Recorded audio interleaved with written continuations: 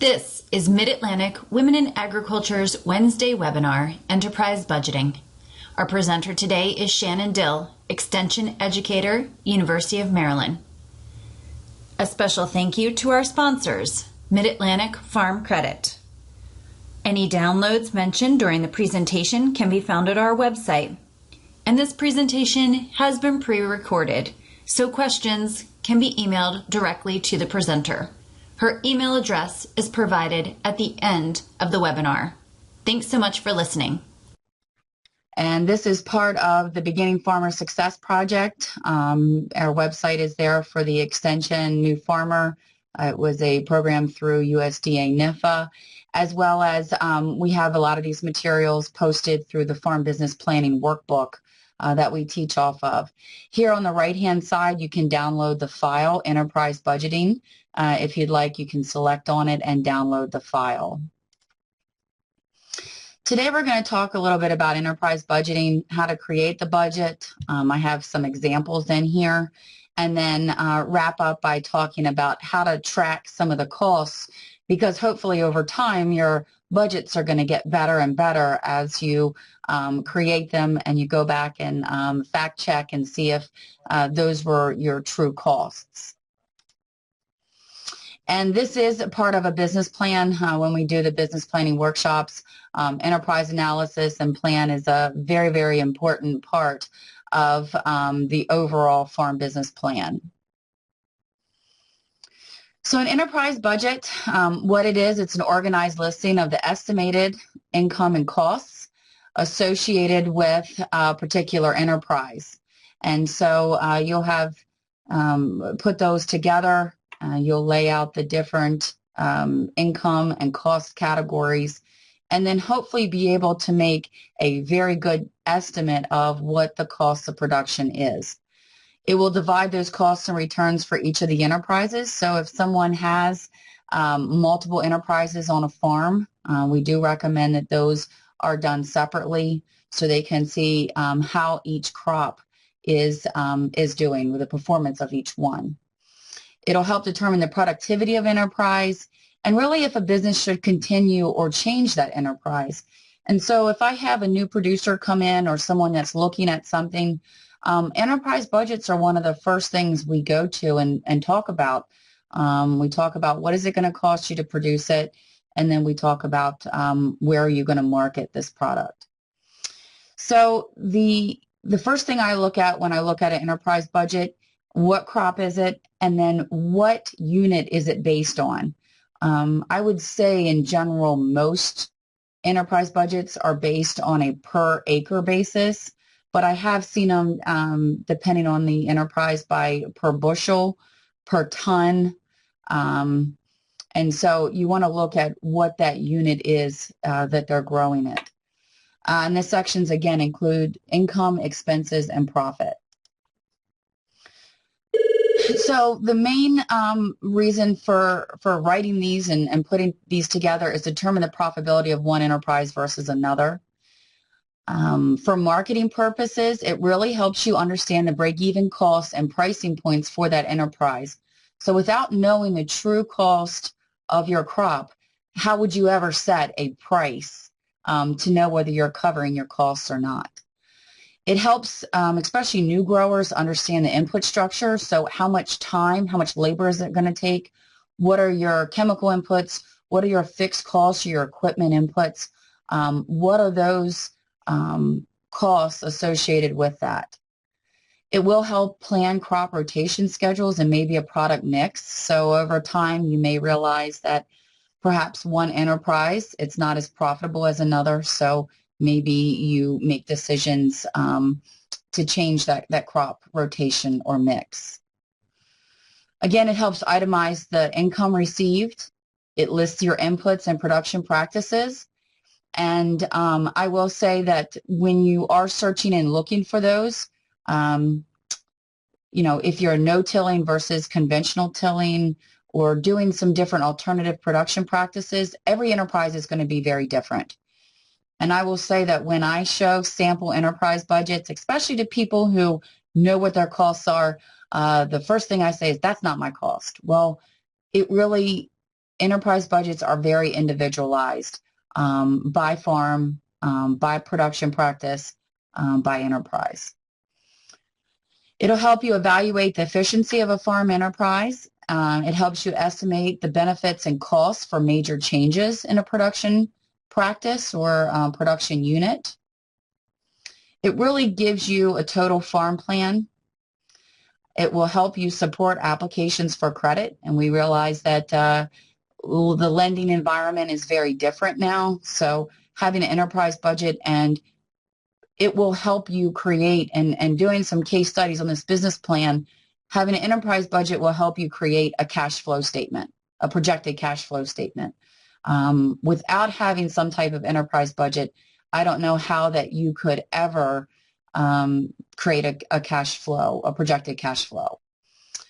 It does help inform non-farmers of the costs incurred of producing crops. So if you have landlords or partners or maybe other people that you need to communicate that with, you can show them the real costs of you doing business. And I will say that enterprise budgets are not exact science. They are estimates. And often it's hard to plan for drought and disease that would come into play with an enterprise budget. And this is just a list of people who use those. Of course, agricultural producers, us an extension, financial institutions, governmental agencies, advisors of food and fiber. All of those can use these budgets. There's ones that are out there publicly. They may be looking at them to make decisions moving forward. So there are 5 parts of a budget, and it does depend on the crop or the commodity. So sometimes we have an investment or a startup.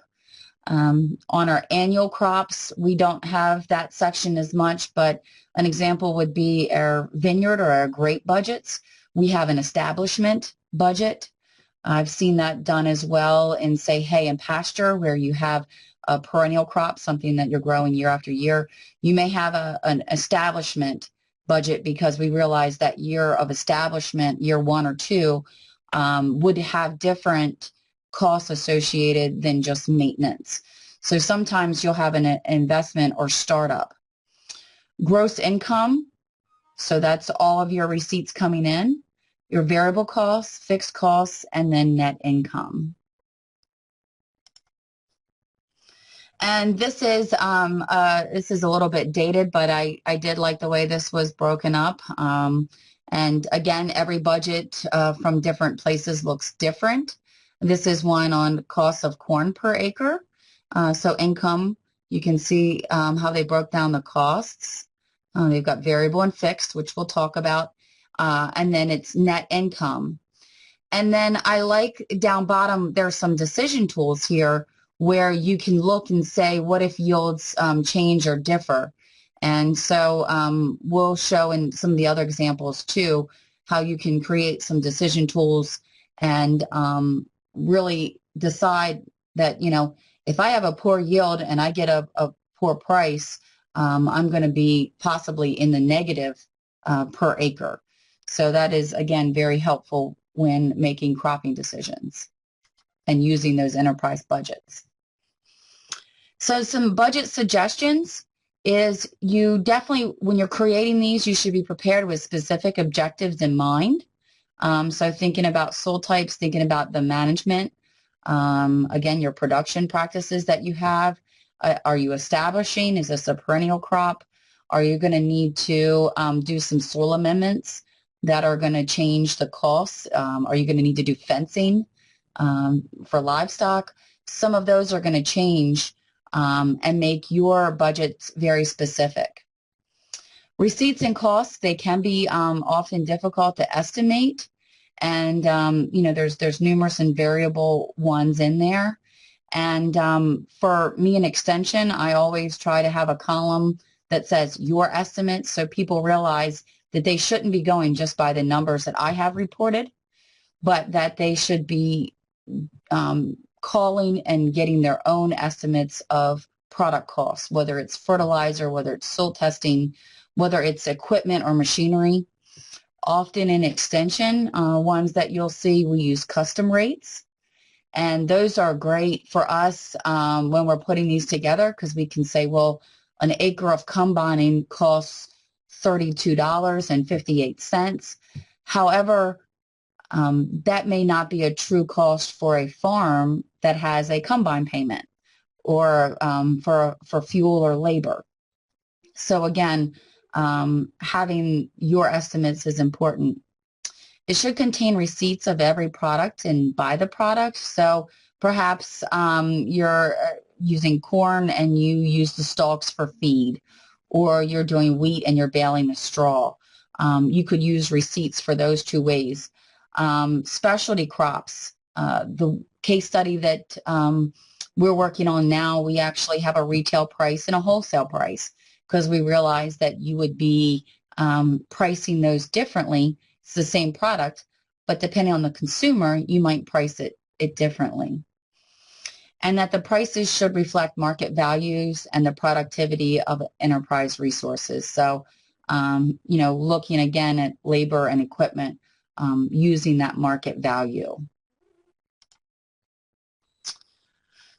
So often when we have a new producer come in, we recommend creating an enterprise budget. So these are sort of the steps in putting one together. And often it starts with an internet search of blank enterprise budget. And often I'll put extension on there, because I would like an extension service budget, as opposed to maybe a private industry that's using a special chemical or special product or a special seed that they're putting together.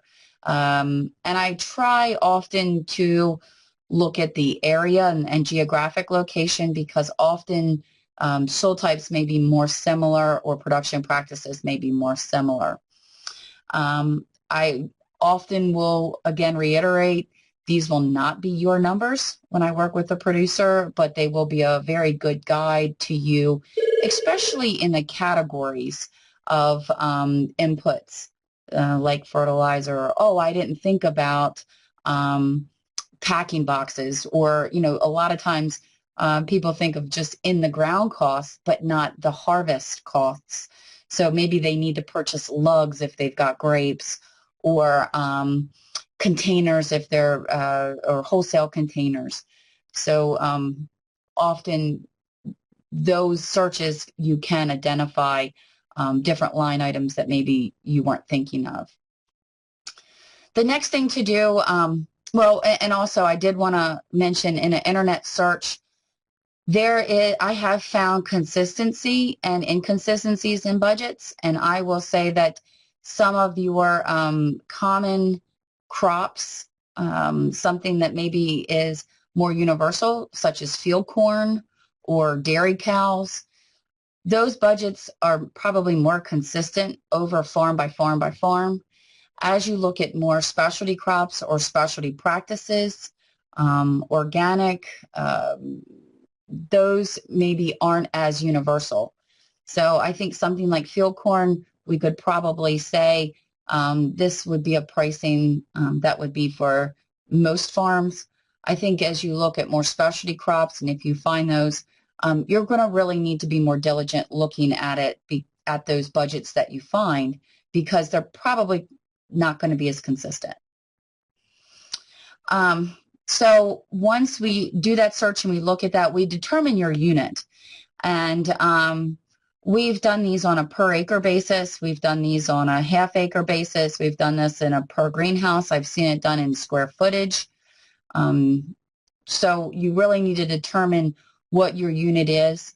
Sometimes it's easier because of variable cost input rates. So whether it's fertilizer or chemicals, pesticides, they're all rated in a per acre basis. So sometimes it might be easier to do it on a per acre and get all those numbers. And then you could do the math to say, well, I'm only going to do a quarter acre of this crop or a half acre of this crop. But often the per acre seems to be the easiest, because often labeling is done on a per acre basis. Again, looking at those budgets that you found and identifying potential variable costs and fixed costs, and then you can start making your estimates and getting pricing. And when we do our budgets for extension, we call around. We have 3 or 4 businesses that will call, and we'll do pricing.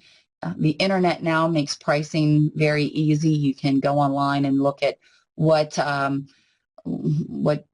lugs cost, or what it would cost to buy pruning shears or soil tests or any of those things. A lot of times you can get those prices right online. So moving in, I've talked about income and I've talked about variable and fixed costs, but I'd like to spend a little bit more time explaining those. For income, for receipts, you need to determine a yield goal. And at the bottom, as I showed before in the example, I do like to set a yield goal, and then I like to do sort of a what-if scenario. What if production is 25% less, or what if production is 25% more? And I do that the same with pricing. Perhaps I have a medium pricing. This is what I expect to get, and then I have a 25% more or 25% less. And then again, often if I've got multiple income or multiple consumer areas, so I have one product that's being sold multiple ways, you can list those out on the budget. And I'll show this later in Excel, but Excel makes math much easier if you take the time to practice and learn the formulas and put it into Excel. You can really run these what-if scenarios very, very easily, and it's extremely helpful. I've also found with the internet searches, when you do these, sometimes they're in PDF, but sometimes there are Excel worksheets that you can download right off the internet, where you can put in your own numbers, and it'll do, again, these calculations for you to make it much, much easier. So this is the case study that I'm going to use. I was talking more about field corn. Now we're moving more to specialty crops, is from a case study we did a number of years ago. We have a full business plan on Greenway Farms, and one of the crops is specialty greens, and you can see here what our units are. We're going to be selling by the case of these specialty greens, and the size is we have these 1.5 houses plus a half acre outside, and these were prices from 2009. So I'm going to use this example, and I'll show you what our variable and fixed costs are for it. But this is what we did, and of course you, again, using Excel with formulas, it makes it nice because you can play around with the numbers. But we've got what our quantity, what our expected yield is, and we have what our expected price is. Again, for the enterprise budget, you have your price, what your revenue is. Then you would add in your variable costs, what is your contribution, and your fixed costs, and then you get your break-even point, which would then give you, hopefully, a good profit. I've talked already about variable costs, but just to explain them more in depth, are expenses that vary with output within a production period. So when we're talking about variable costs, these are things that if you add another head of cattle or another acre, that price is going to go up. And often farmers look at first, can I cover just my variable costs, just what it costs me to put that crop in the ground? Those are things like if you have animals, feed. If you add another animal, you need to add more feed. Same with crops, adding more seed or fuel, fertilizer, lime, disease and insect control. And don't forget to include labor, because as you increase, you may need to increase labor, as well as crop insurance. That's something that we do use, especially in our commodity crop budgets. We always include crop insurance, and we also include soil testing. So here is an example of specialty greens, and I'll give you just a little bit of time to look at these are the income at the top, and then we go into our variable operating costs. You can see that each of the line items of costs will have a unit. So in potting soil media, we're pricing those by the bag. Fertilizer, we're looking at pounds. We're going to soil test by the acre. We're going to do our labor by hours. Packing boxes, we're going to do it per box. And then often that you'll see in these extension budgets, so these generalized enterprise budgets that you may find, is interest on operating capital. And what we'll do is we'll look at what the variable costs are, and we'll say you're putting that money out ahead of time, because we know with agriculture production, you put that money out front, and then in so many months, you would be able to then collect on that variable cost. So we look at our variable costs, we do it by 7%, and we usually do it on half of the year, because for specialty greens, we would be growing maybe 6 or 8 months of the year. And then you can see we add those up, and our total variable costs would be $2,306.91.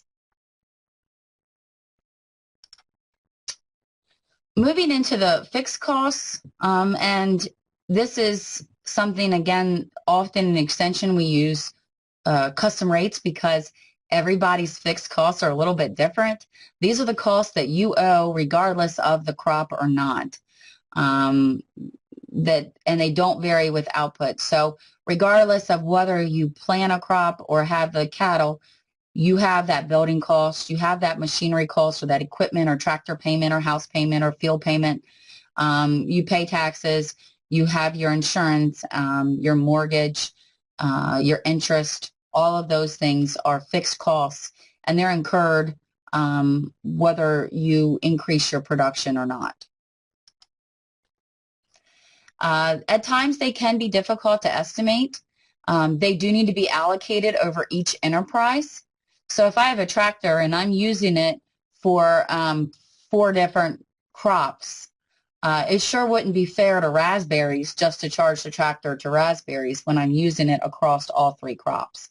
So that's something that's important to do. And I have an example of how to possibly do that.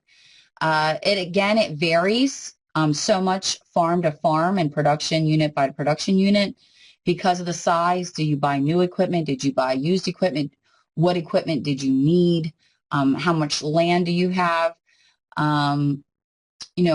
Land should be valued. There should be a cost component in there, especially if you want to do some expansion or you want to cover property taxes or some of those. You should have a value of land in there. For fixed costs in farming, you hear about the dirty 5, and that stands for depreciation, interest, repairs and maintenance, taxes, and insurance. And again, I think that these things, as you go over a period of time, estimating these gets much and much easier, especially if you're tracking your costs associated with your enterprise. So this is the fixed and overhead costs. This is, again, for the case study. This is a screenshot of it. We did this by the entire farm for just the specialty crops, and I'll show you how we came up with these numbers in a second. We did add in a value, a land charge. Often it's not the full rental value or the full mortgage payment over the year, but it is at least a value that we're putting on it, on that parcel. Then we can total our fixed costs. We can add our fixed and variable together, and then we can do some math and get our net income, which we'll show in a little bit. So I talked some about the allocating fixed costs. Again, I'm a huge user of Excel. It makes it much easier to use. You can put in some percentages. I like to work off percentages, and it really does those calculations very nicely for you. There are some other ones that are out there through Fast Tools, Ag Decision Maker. Those are for larger maybe commodities as opposed to some of the specialty crops. But this is one of the ways that we looked at and got some pricing. So for machinery, and this is a little bit dated, but I thought it was a great way to look at the different types of machinery, the costs for fuel, oil, and lube, the repairs, and then including the tractor, you could look at variable costs, fixed costs, and total costs per acre. And that, again, that would help you at least, especially somebody that was getting started, somebody that was trying to make some cost estimates or do a projected cash flow. They could at least put some tangible numbers together. For the specialty greens, for the case study that we did, what we did here was we had 3 crops. So I showed you the specialty greens, but we also grow raspberries and baby vegetables. And what we did was we took the full cost and then we depreciated it over the 3 enterprises. So what you'll see is Greenhouse 1 just has the specialty greens. So all that year's cost goes to the specialty greens. You can see in Greenhouse 2, we have in-ground raspberries. And so we would depreciate that over just the raspberries and assign that cost to raspberries. You can see something like injectors and irrigation. It's even across all 3 enterprises. Something like spray equipment, we are using it more for the specialty greens, not as much for raspberry and baby vegetables. So we've gone through and put a percentage on the multiple enterprises. So again, it probably isn't fair to raspberries to say the whole tractor costs go to them. But again, we want those enterprises to pay for that product. Are there any questions on this so far? Because I often get a lot of questions about kind of going through and getting these costs together. If, you know, many of you, I see some people are from different counties, or maybe some may be farms. You know, it really, if you ever talk to a farmer that knows these costs, and you can hear them say my variable costs are, or my costs per acre are, or my machinery costs, it really is amazing. And often those are the producers that are successful, they are profitable, they're able to expand their businesses, is because they have a good handle on these numbers. I talk to beginning farmers and they sort of look at me like, I'll never know what these numbers are going to be.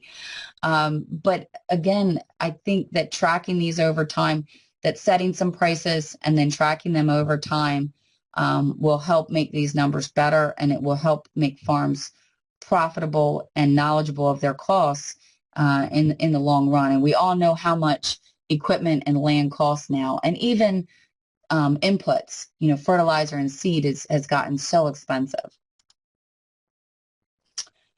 So at the end of this listing of income, you know, what the revenue is, what the variable costs are, what the fixed costs are, is the net income. So expected income, income over variable costs, income over variable and fixed, and then making some decisions. So I do like to, and again in Excel, this makes it very easy to do this sort of analysis of what ifs. And you can see that, you know, if I get a good yield and I get my price that I want of $12.50, what my income is. You can see what happens if I can maybe get 25% more in either yield or price. And so this helps people see what their margin is and maybe what their margin of error could be.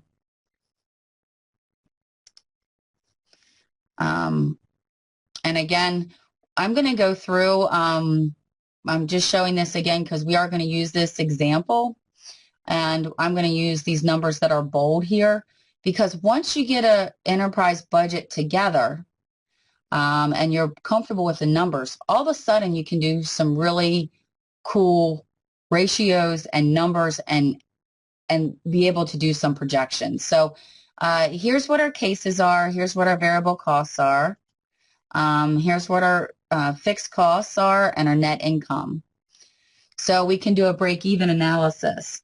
And what we're going to say is what our fixed costs are plus our variable costs over our units produced. So we're hoping for 630 cases. Our break even, our unit cost is $11.16. So we know that we need to price over that $11.16 to start making a profit. You can go even further, and again, a lot of farmers like to look at their variable costs. Can I cover what my inputs are per unit sold? And you take your total variable cost over your output, and if you're below that $3.66, you really need to discontinue growing because you can't cover what the inputs are. Your fixed cost per unit sold, so that is your overhead costs. Your break-even output, so I need to grow at least 563 cases to break even in my variable and fixed costs. And then my net income per unit sold is $1.34. So for every case that I sell, I'm making $1.34. And then you can, again, look forward, move forward into your profitability. Again, this was just for specialty greens, so there could be a separate one of these budget analysis for the raspberries or the baby vegetables, or maybe you do this as a total farm analysis. But again, moving forward and looking at cash flow and a projected cash flow without having these numbers here of marketing costs or input costs, without having that enterprise budget, it's really hard to put a cash flow statement together. So moving forward with some budget suggestions, be prepared with specific objectives. Using those costs, I've talked about these as you move forward. And, again, tracking those costs are going to be important. So it can be by grain or livestock or by tomatoes or peppers. Keeping a list of your income and your receipts. All of us have to do our taxes at the end of the year. And so getting a record-keeping system down where you can look at the income and expenses for each of your enterprises will be important. It can very easily be tracked in your record-keeping software.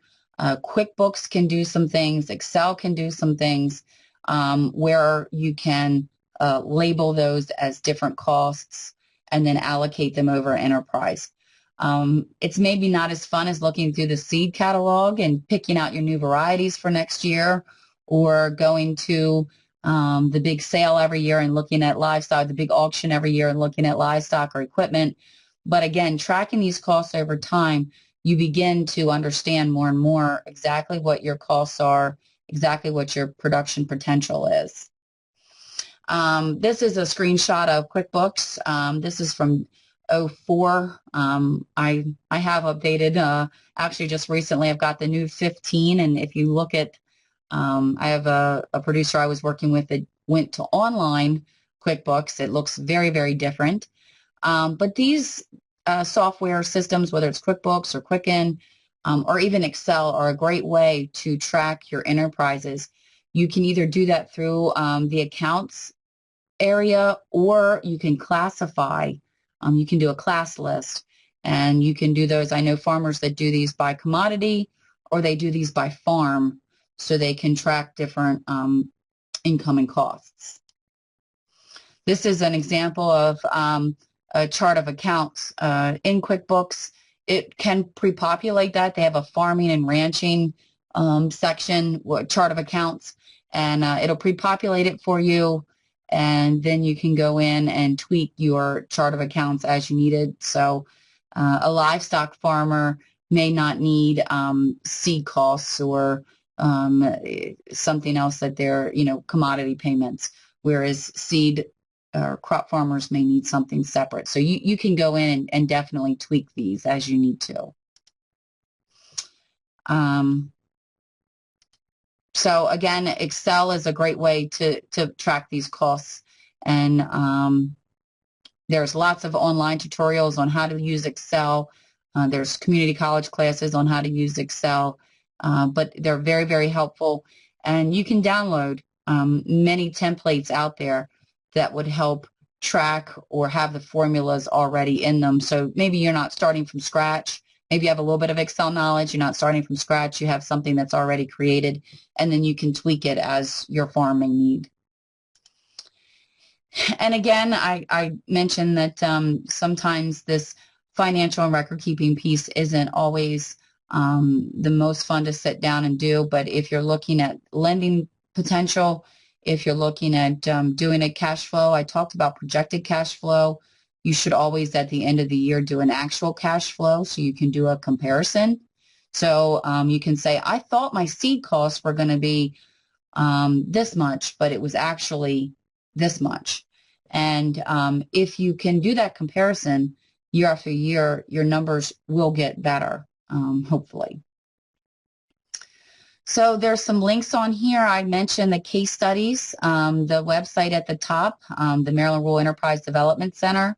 Those case studies are listed on there, and you can see those. The worksheets are on there as well. The New Farmer, Beginning Farmer website has some materials. Ag Plan has some farm business planning materials. And then, of course, you can always contact me or someone at your local extension office that maybe has done some of this planning in the past. Thank you for watching our archived presentation of our Wednesday webinar. If you would like to see more archived Wednesday webinars, please visit our YouTube channel. Or to find a schedule of upcoming live webinars, visit our website.